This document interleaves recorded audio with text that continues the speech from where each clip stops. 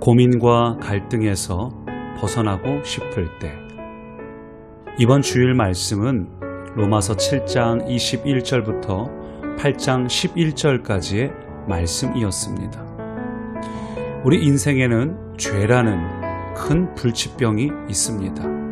이 불치병은 오직 예수 그리스도 한 분으로만 치료받을 수 있습니다. 그리고 말씀이신 예수님이 우리의 삶을 조명하실 때 비로소 숨겨져 있던 죄가 드러납니다. 드러난 죄로 인해서 우리는 갈등과 고민이 생깁니다. 하나님의 말씀대로 살고 싶지만 그러지 못하는 우리 자신의 연약함도 발견합니다. 그래서 갈등은 바로 구원받은 반증입니다. 구원받지 못했다면 갈등도 생기지 않았습니다. 내 안에 갈등이 있다는 것은 그리스도의 영 성령님께서 지금 나와 함께 하신다는 뜻입니다. 그렇다면 왜 우리 안에 이 갈등이 계속될까요? 분명한 것은 십자가의 보혈로 죄는 전부 무너졌습니다. 다만 죄의 영향력이 남아있을 뿐입니다. 이러한 영향력으로 인해 고민과 갈등이 있을 때 거기서 벗어나기 위한 우리가 기억할 단어가 두 가지 있습니다. 첫 번째는 인생의 출발선이 다르다는 것이고, 두 번째는 인생의 목적지가 다르다는 것입니다. 먼저 인생의 출발선을 기억합니다. 이 세상은 죄에서 출발하여 사망을 향해 달려갑니다. 그러나 거듭난 그리스도인들은 죄에서 출발하는 것이 아니라 하나님의 은혜에서 출발합니다. 은혜는 받을 만한 자격이 없는 자에게 주어진 것입니다. 그래서 이 세상 사람들은 스스로 삶을 개척하기 위해 노력하고 행위를 하고 부담 가운데 살아가지만 그리스도인들은 하나님의 은혜 안에서 살아갑니다.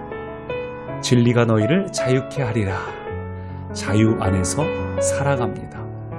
그러므로 우리가 할 일은 이 땅을 살면서 내 힘으로 무언가 노력하기보다는 하나님께서 하실 일들을 기대하면서 하나님의 은혜 안에 거하는 것, 하나님의 사랑 안에 거하는 것, 이것이 바로 인생의 바뀌어진 출발선입니다. 언제나 사랑과 은혜에서 출발하시고 부담감과 조급함이 아니라 하나님께서 이루실 것들을 기대하시기 바랍니다. 두 번째 변화는 인생의 목적지가 다르다는 것입니다. 우리의 최종 목적지는 이 땅이 아닙니다. 일생이 아닙니다. 영생, 곧 영원한 하나님의 나라가 우리의 목적지입니다.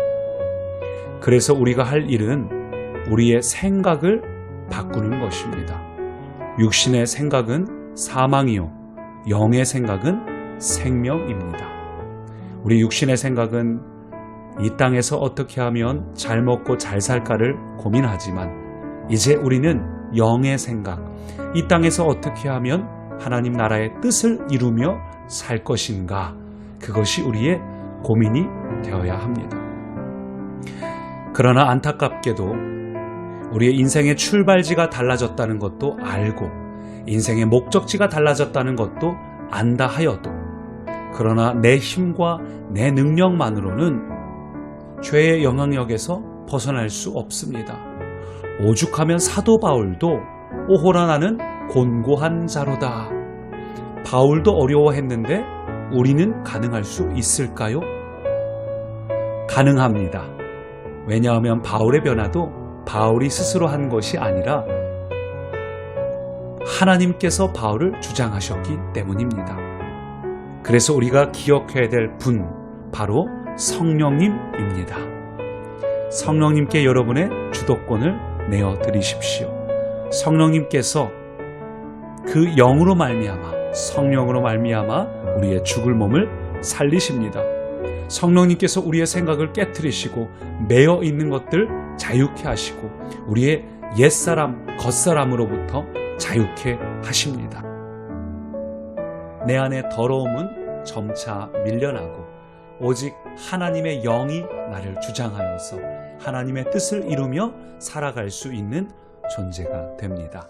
사랑하는 꿈의 가족 여러분, 이번 한 주간도 성령 충만하여서 인생의 출발지가 다르고 목적지가 다른 인생 살아가십시오. 사랑합니다. 축복합니다.